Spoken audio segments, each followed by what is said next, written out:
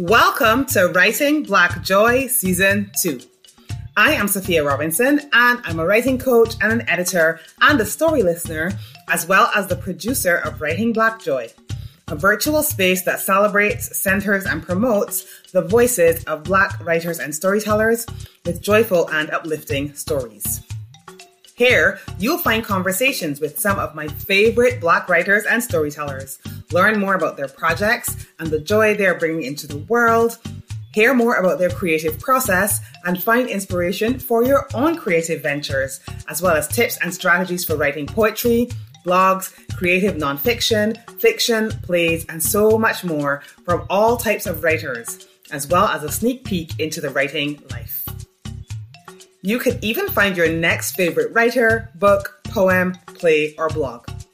And if you are a Black writer who is looking for a coach or an editor to help you bring your joyful story into the world, then click on my website below to find out how to work with me. Hey everyone, welcome to Writing Black Joy. I'm alone, I know. It's a bit odd, isn't it? Well, this is actually a little mid-season break. We've had 6 episodes thus far, and I want to do a little recap of those things. And we have another 6 to go.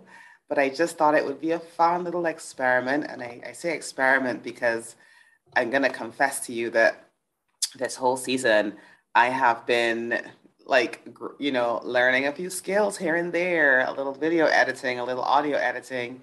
So we're going to see how this goes. But I want to try doing a little wrap up, a little mashup, a little, bringing together a few great points from the last few episodes, just in case this is your first time here and you're like, where do I start? Where do I start? I want to confuse you even more because they're all so good and so juicy. But I just want to give you a little taste of each episode thus far. And if you've watched them already, maybe you'll watch these clips and be like, I'd forgotten about that part. I want to go back and watch it again, and you will, and that's just perfect. So all I'm going to say is it's a bit of an experiment, so just be along with me for the ride, and I am going to do a quick wrap-up of the first half of season 2 of Writing Black Joy. Now, the truth of the matter is I've been having so much fun chatting with storytellers. You know me, I'm a story listener at heart. So this has been like, my heaven, all right? And honestly, it's been so fun that I actually already have ideas for the next few seasons. And I'm going to tell you about that in a few weeks' time. But I've really had some incredible guests so far. And I have some really amazing ones coming up again over the next few weeks.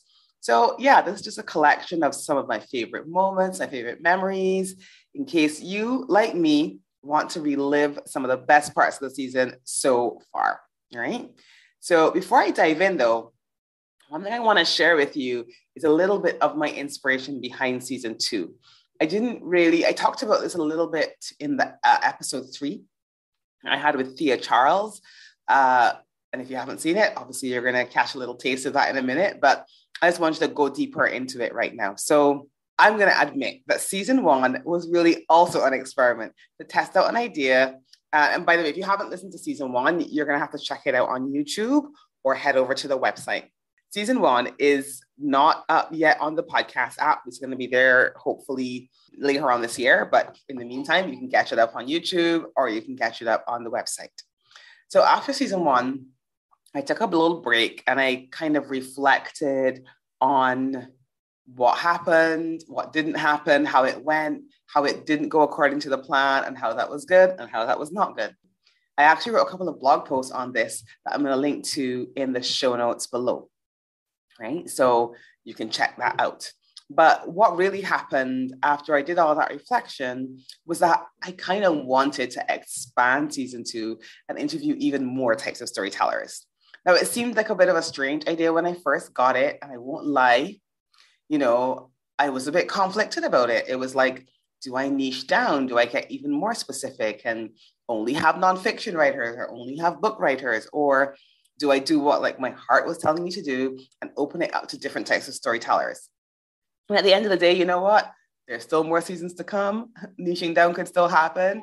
But I felt like for this season, I wanted to really expand the guests that I had on the show. I wanted podcasters. First time I invited a podcaster on, really good friend of mine. She was like, but I'm not a writer. And you know what? Maybe she doesn't see herself as a writer. Who knows? But what it got me thinking about was the fact that it's 2022 now, and ideas are spread in so many ways that weren't even real when I was a child growing up. And when I was a child growing up, it was all about books and the radio. You know, my dad had some LPs that we'd listen to, like maybe musical and albums and stuff like that on. But it was really, for me, for my life, it was books and the radio. Now we have blogs, we have YouTube, TikTok, podcasts, we even have online courses. And some ideas that previously might have found a home in a book, play, or a magazine, it just has so many more places to go now, right? We got Clubhouse, we have so many different options for you to kind of share those ideas. And so that means that even those who don't consider themselves writers, but who still have ideas to spread, you now have so many more options, right? And these platforms are having such a big influence on where and how folks find information and entertainment. And so, of course, I think joyful representation is important in these spaces as well. With that being said, writers are my heart. And so, of course, I opened up the season with two special guests, and we dove deep into topics, especially for writers. So first person I spoke to was Dawn Michelle Hardy, who is the literary lobbyist. She's a literary agent, a self-publishing consultant, and she and I covered so many topics. If you're a writer, you haven't heard that episode, like go back once you finish listening to this one or watching it, go back and listen to Dawn's episode and the one after that, Kathleen. You're going to pick up some really great tips as a writer. Okay.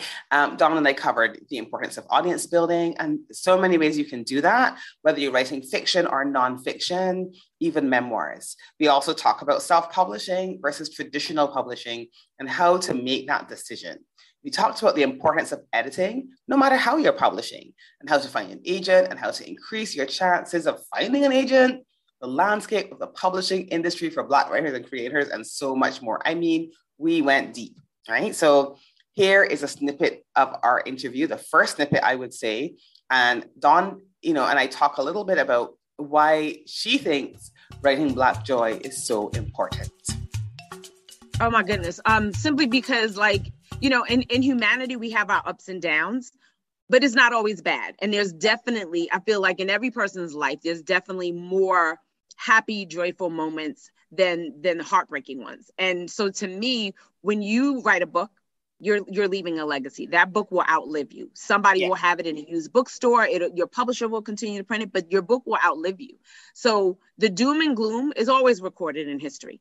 But I feel like for the generations to come after us, they need to see our wins. They need to see our successes. They definitely need to see us in love. They definitely need to see us celebrate the birth of a baby, go on vacation, win the promotion, and just living a good life, because that really is indicative of the lives that we live. And I feel like if you're leaving too much of the negativity behind, what kind of level of hope are you leaving for the next generation? So to me, writing about Black joy is mandatory if you are a writer at some point in time, because you want people to be able to read that and find hope and inspiration from that. They're not going to find hope and inspiration, from stories about genocide. Constantly. Exactly. And you know what I mean? So, and I agree. And racial divide. So it's okay, can we sprinkle that in with a little bit of sunshine and sprinkles? Now, another thing we talked about was audience building for different types of books. And the thing I love about chatting with Dawn is she always has so many examples to give that really bring her points to life. Now, take a listen as we talk a bit about audience building and some of her clients and what they did. When do you think it's a good time to start building an audience? You think it's like when you start writing? Do you think you wait until you're finishing the book? Like, when do you think it's a good time to start that process? So here's the thing. So when it comes to nonfiction, if you decide you want to do a book on like relationships or diversity and inclusion, more than likely what inspires you to want to write a book about that is because you're already doing the work and people have come to you with questions or are engaging you in conversation around the topic that you're already talking about. So whether you have a relationship blog or you're a diversity inclusion officer at a company, you're already having those conversations in rooms. There's just no book. So a lot of times when you're doing nonfiction, the book idea comes from the work that you're actually already doing 5 days a week. So you're actually building a platform because you're already doing the work. So anybody who's following your relationship blog, that's now an audience that when you have a relationship book, those will be some of the first people that would support you because they've been following you for years and they love the relationship advice you give on your blog. Same thing if you're D&I, you can then go back to certain companies that you've been a guest speaker at, and now you have a book in the back of the room that when you leave the podium, you can still leave your words and wisdom behind in the book. When you're doing fiction, I still say it's the same thing. Once you decide what kind of story you want to write, the genre. I'm writing a children's book, a novel, fantasy, whatever it is. At that point in time, you need to start finding out who are the people that would be interested in reading this book. So even while you're writing it, you need to figure out okay, what blogs are they on? What writing groups are they a part of? Are they on Goodreads? Are they on a platform called Wattpad? And the reason for that is even during your writing process, maybe you may get to the point where you need a beta reader. You can then go to some of those people that already like to read fantasy and ask them to become beta readers. Why? Because they read so much fantasy already. So they can give you an honest answer because they're already immersed in that genre. So whether you're doing fiction or nonfiction, I always tell people you should be creating a platform either while you're writing the book or once you decide that you want to write a book and you know what you want to write it on. So even if a person is doing a memoir about parenting, so now memoir, that's about your life. So it's okay, how do I build a platform around talking about something that happened to me? Once again, everything is in the category. So I worked with a woman, Marianne Howland, and her book is called Warrior Rising. And it was basically about how she, as a single mom, got 4 men to serve as lifelong mentors to her son, because by the age of 13, she realized that as a mother, she could not teach her son how to be a man. She needed men to do that. So she went to other men. So with her, in that case, telling her and her son's story, because he was born premature and things of that nature, but also just serving on parenting platforms and mommy blogs, sharing the story of her and her son, because there are a lot of single mothers who have sons. And at that puberty age, you're at the fork in the road where you're like, okay, I'm about to yoke this little one up by the collar because I don't know what to do, because that's really the season where a man really needs to step in. And because but you may not know how to execute that. To do that. And because boys look to men for that example. So yes, you're their mother and you're providing a great, you think a great foundation, but they're looking at you and they're like, but I'm not going to be a woman, I'm going to be a man. What are men doing? So that's the time that intervention. And she gives so many resources, and they did a rite of passage ceremony and everything. So in her building her platform, one, she was already a professional woman, and people knew her story about her son because he was premature and things of that nature. And that she was a single mom. So it was a really rough journey in those first few years of being single, being a professional woman, being the breadwinner, but having a son who has illnesses and handicaps. And so people knew the evolution of her story. But again, you can share your personal story with people that you know along the way.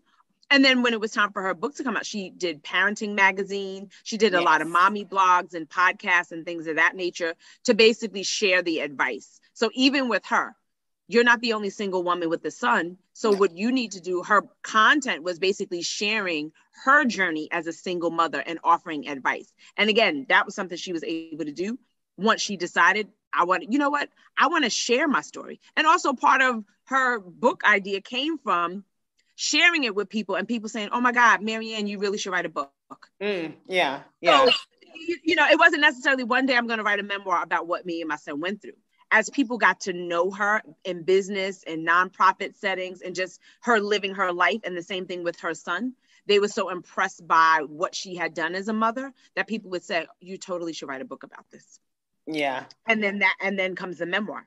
And that's what grew. But you definitely need to, every author, whether it's poetry, children's book, whatever it is, you need to be working on building a platform while you're writing the book or even before, simply because you can't get a literary agent if you don't have a platform.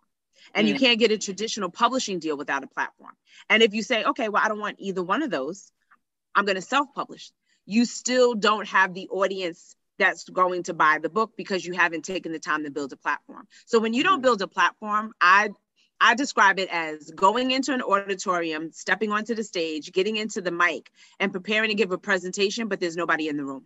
So your PowerPoint is ready to go. Yeah. You look beautiful, but there's absolutely no one in the auditorium except for you, because you never took the time to let people know that I have knowledge and I speak on this particular topic and I'm going to be speaking on this particular day. So you just showed up with your book and saying, okay, I'm ready to talk about it. Yeah. To who? Didn't invite anybody into the room. And you, like, I know you obviously said this, but I just want to reiterate this. You think this also applies to fiction writers who even want to get a traditional publishing deal? Because I know a few fiction writers who, you know, have been looking for agents for a while, but I think they were so focused on the writing process that so with fiction, here's the thing. So if you're writing, you know, a book like Destination Wedding, her platform, Jacqueline Holness, her platform in writing Destination Wedding was that she was already just writing. She has a very busy blog. She blogs. Right. So she has a blog. She had done nonfiction stuff, but she also like interviews celebrities and stuff like that. Yes. So even if you're writing fiction, at that point, it's really just getting your name out there for people to say, oh yeah, I remember that article, or for you to share and say, here's a sample of my writing. You know, here are 3 interviews that I did in 2018. So it's really writing and getting it out there for somebody to see. And like I said, most times people start with blogs, but there are platforms like Medium and Thrive Global where you can set up platforms and your own page and write there where there's already a community, so more eyes are on it. But you really need to have your writing out there. It's not about have you publish other novels. Maybe you submit for short story competitions, which is really helpful when you're writing a novel, because if you win, the publisher is definitely going to put, winner of the 2017 short story fiction prize, you know, for whatever. They will put that in your bio or put that somewhere in your press materials. They love that. And And into other platforms, I know there's one called Vocal. I have a client who writes for Vocal, and she writes a lot of her fiction on Vocal. And the other thing, which I think is interesting, is there are a lot of podcasts out there. Like there are podcasts for romance novel. Absolutely. Podcasts have become like a gem. I remember a friend of mine, she's been in the podcast maybe now like 7 or 8 years or so. And she was one of the first people that I knew that was avidly listening to them. But because there's a podcast on pretty much every subject under the sun, those podcasts, they are building an audience for people to tune into their show. So by you being a guest, just like what we're doing now, by you being a guest on that podcast, whoever is already following your series will now get to know about that particular author. So even doing podcasts before the book comes out and just sharing the journey or sharing the subject matter in which your book is going to be about, that's a way of building an audience. People just need to know that you exist and that you like to talk about certain topics that ultimately will be topics in your book. Yeah, I think those are some great ideas. And so hopefully listeners will get some ideas for their own projects. All right. Now, episode 2 was Kathleen Natea. And Kathleen, we had so much fun. There was so much laughter in this one. And we talked all about the editing process. Listen, how she speaks is so beautiful, right? And she had a really incredible explanation of why joyful Black stories are important to her. I love that question because I feel like we've been asking it a lot in just entertainment in general, where people are like, I'm sick of the slavery story. I'm sick of the white savior story. I'm sick of the Black struggle story. And I feel like it's important because it's hard to dream of yourself in a way or to envision a life that you've never seen. And so it's important for me to make sure that what I put out there is letting, I'm born and raised in the Bronx. And so I want any other little girl growing up in the Bronx who feels a little weird to be able to see themselves in a story that I write that's joyful or imagine that I can have that kind of life too. I can see myself as a mythical creature, or, you know, I can imagine myself as a superhero. I can think about myself in a way that denotes, you know, joy and freedom and just positive experiences. And growing up, I never saw anything like that. Every image I saw of Blackness, especially Black Americans, was negative. It was either we're the slave, we're the thug, we're the victim all the time. Yeah. And I know that as much pain as there was in my life, there was an immense amount of joy. And so I want to portray that in the work that I do, so that anyone coming up behind me knows what is possible for them, because I want everyone else to see or to envision themselves in places and in ways that we don't normally get to see in society. So yeah, that's why it's important for me to have joy as a part of the stories I tell. Okay. Now, Kathleen and I also talked about the myth that you can write a book alone, and about writers' fears around having their own unique voice removed from the editing process. So she and I talked about how we define and describe the editing process as well. The first thing I would say is editing is a suggestion. You're paying us to suggest things to you. Nothing we say is written in stone. You do not have to take any of our advice. If you feel like an editor is giving you a suggestion that does not feel true to your characters, that does not feel true to your story or to you and your voice as a writer, you can absolutely disregard it and move on to the next suggestion. It's your work. And I will say, though, that it's a valid fear, because I've experienced working with people like that who felt like if you weren't writing like Shakespeare, then you were not valuable as a writer. And so I completely understand having that fear that someone is going to try to impose themselves onto your work. But like I said, it's all suggestions, and you don't have to take anyone's ideas or thoughts about your work seriously. You don't. No.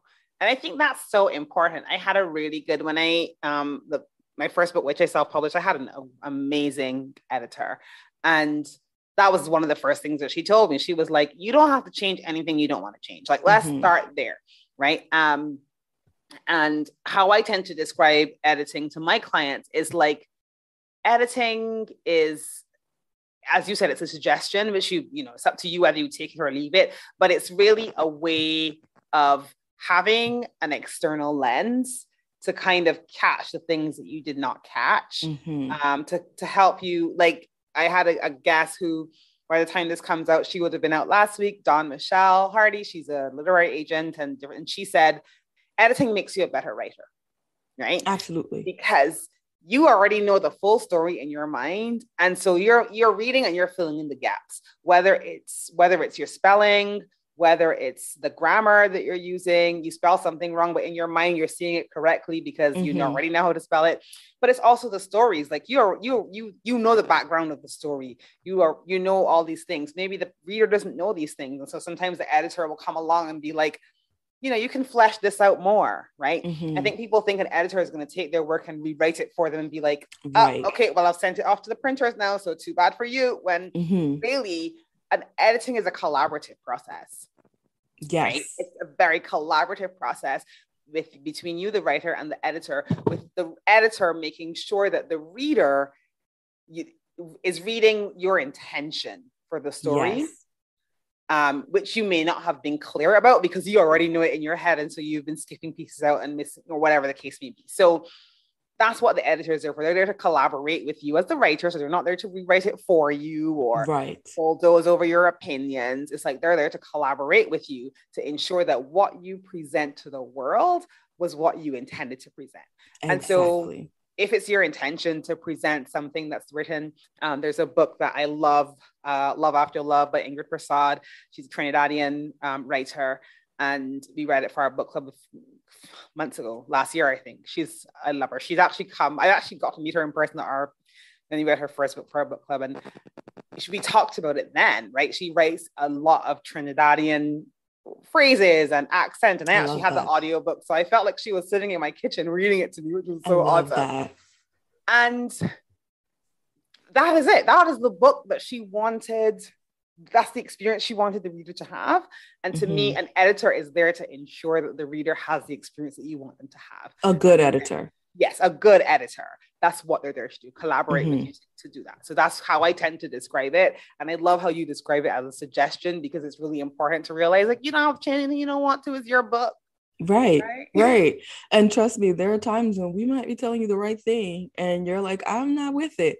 And that's fine. It is your work at the end of the day. And we also talked about choosing an editor that really respects your story and what the different types of editing are out there, and, you know, different ways that you can basically hire an editor, work with an editor to help bring your work into the world. One thing I want to say is, as a writer myself, it is 100% okay for you to vet an editor.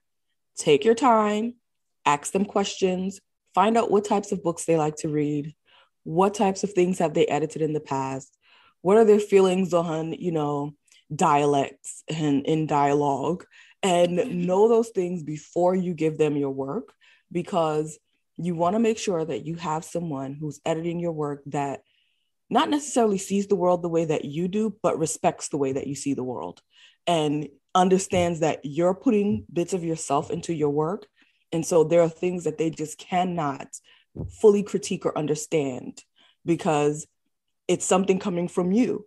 So you want to make sure that you're taking the time to say, you know, what do you read? I'm writing a literary fiction book about, you know, two kids who save the world, but those kids are from the inner city, or, you know, they're from a specific type of culture. And are you okay with editing that work? Do you understand the nuances of that culture? And if you don't, will you take the time to have conversations with me about those nuances before making final decisions about what you think should be changed and what shouldn't? Those are the things that I would suggest greatly. One thing that we didn't do, but we can kind of like do quickly, because as I said right at the beginning, you said you really loved developmental editing, and I feel like I can start and then you can jump in if you want, but like I just wanted writers to know that there are different types of editing.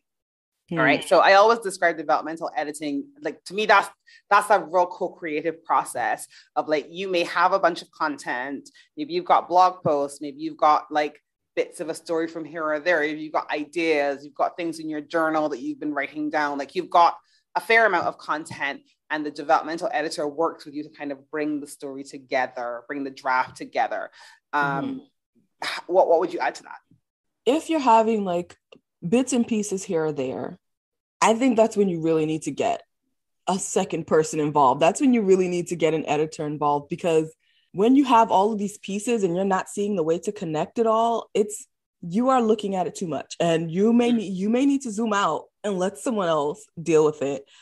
So when you have a piece here and a piece there, and you're not really sure how to connect it, and you might think that this way, and the character's looking this way in this section, and then they change to this in this section, you're not sure how you got from A to B, you need someone else's opinion to get in there and show you, well, this is how you got from A to B. This is what you're missing. So that's developmental editing.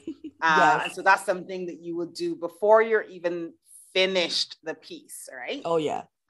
So then you have, and I realize different people, different sphere, they call it different things. They may call it copy editing. There's line editing, that type of thing. And I feel like, so that is, to me now, that's with a finished draft, right? So you finished your draft, you've kind of gone through a few edits yourself, and now you're giving it to someone else to kind of do the first broad edit. And to me, copy editing, structural editing, whatever you want to call it, it's like the person looking at the book and ensuring you have coherence, cohesiveness, continuity from one chapter to the next, from the beginning to the end. The example that I always give you writing nonfiction, it's like you might decide, I'm going to write this book for moms. I'm going to write a book for moms, and I'm writing all this stuff for mom. And then by the end of it, you're talking about pregnancy. And it's like, did you mean to do that? Did you mean to be switching kind of like who the focus was on? Maybe you want to switch these around so that you start talking about pregnancy and then you end up talking about moms. Maybe you don't want to include this piece. Maybe you just want to keep the mom bit here and pick the pregnancy, like how make sure that the book is cohesive and coherent and the content, you don't switch context from beginning to end, that type of thing. Yes. Right. So that to me is more like that structural piece. So you've got a finished draft now. And the person is just helping you to ensure that the reader has this great experience of reading from start to finish. And it kind of is what you want it to be. Right. I don't know if you want to add anything to that. Yeah, I think that's a perfect way to describe it. It's definitely making sure, if you started out writing in past tense in the beginning, you didn't suddenly become present tense in the middle and then go back to being past tense. And you want someone else to look at that and see that. And that's definitely what, line editing and copy editing can do, is they really take their time and they're going through each and everything that you say and making sure that what you're saying makes sense and connects to what you intend to say. And it is what you intend to say. And I always say, like, I've been blogging for a few years now, and I started audio recording my blogs, and even reading them out loud, I was catching my own mistakes, right? And so I'm like, that's, to me, like, an editor can do that on a larger scale, because it's hard for you to catch your own mistakes. And so they're looking at, that's, it's called line editing, because they go line by line. Like, did this sentence make sense? Like, the paragraph might have made sense, but this doesn't actually make sense. Like, it doesn't actually fit here. It doesn't make any sense. Is that what you meant to say? Was this a typo? Did you miss out a word? Like, this doesn't actually make sense. And when you read it, because you know what it's supposed to say, you just glossed right over it. You don't even know that it's there. So that's what the line editing, to me, process is about. Yeah. And not just that, it's just like, in this conversation, how many times have we gone off on a tangent? You do that in your writing. And you want someone to catch those tangents and say, hey, you got a little personal right here. Yeah, I don't think that was supposed to happen right there. Bring it back. Take that out. I know, right? or vice versa. One of my guests from season 1, Maria Colmore, she talked about when she had written a book for entrepreneurs, and the editor was like, maybe use some personal stories, personal examples here. And she was like, nobody wants to hear my personal story. I'm like, yeah, they do. No, we need it there. Yeah. So even to kind of make those types of suggestions, to bring in, that type of thing, and how can you bring it in to give an example without kind of going off point. Yeah. Right. So to me, that's what the line editing, the copy editing, because there's lots of different ways to describe it, but that's what that process is. And then, finally, we talk about proofreading, which is, I think, the thing that everybody thinks about, the typos and the grammar and the, that type of thing. And that's a different thing. Again, that is, proofreaders aren't supposed to make structural corrections. They're not supposed to say, put this here and put that there. They're really there to they really should be dealing with a finished. In fact, I remember learning a while ago that it came from the newspaper, like the media newsprint era, where the person was proofing the layout. And so they're like, your book should actually, if it's a book, it should actually be laid out when you're proofreading it, so that you can make sure that, you don't end up with sentences like half a word, like that type of thing. So even little things like that, the proofreader can catch. And so that's why you'll write a book, the person will proofread the thing on the computer, then you'll go and have it laid out in the book, and then you'll get the book draft back, and you're like, it's a totally different experience. It's like a totally different book. Yes. And so, it's important to have proofreading done at the right time.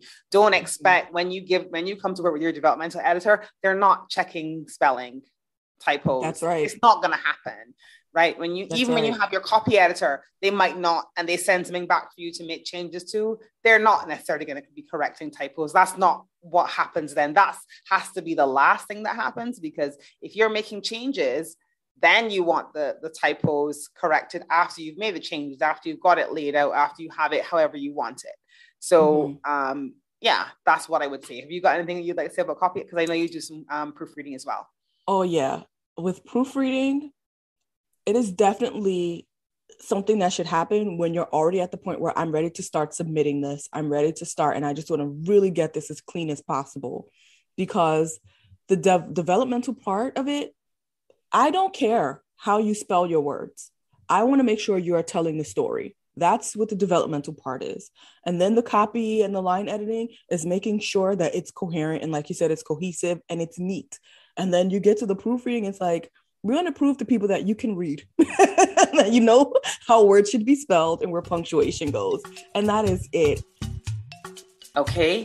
Now, next, I had with me the incredible Thea Charles, and she's a podcaster and a really good friend and a season 1 repeat. And just watch out, folks. Thea's probably going to be in every season. Just get used to her. Love her. She's amazing. She also has an incredible podcast as well called a Push or Pivot podcast. And she and I talked about so many things, including a little bit of Spider-Man in there. I won't lie. Now, here she is talking about the power of the pause. One of the biggest lessons I learned is the power of the pause. So I feel like a lot of times in our society and just in general, we talk about what are you doing? What are you doing next? What's next? What's next? What's next? But there's something really special about that time when you stop and either appreciate or like meditate and realize what it is that's really important to you.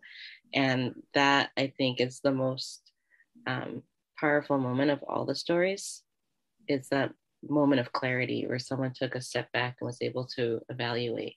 And I think that's the biggest lesson from the Push or Pivot.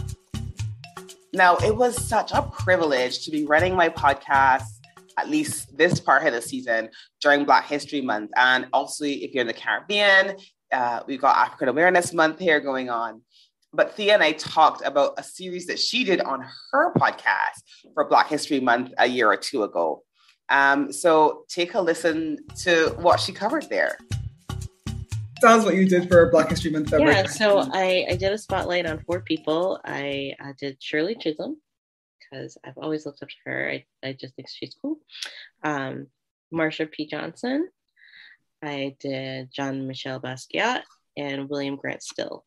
And I picked them because I guess there's a theme here that they were very authentically themselves.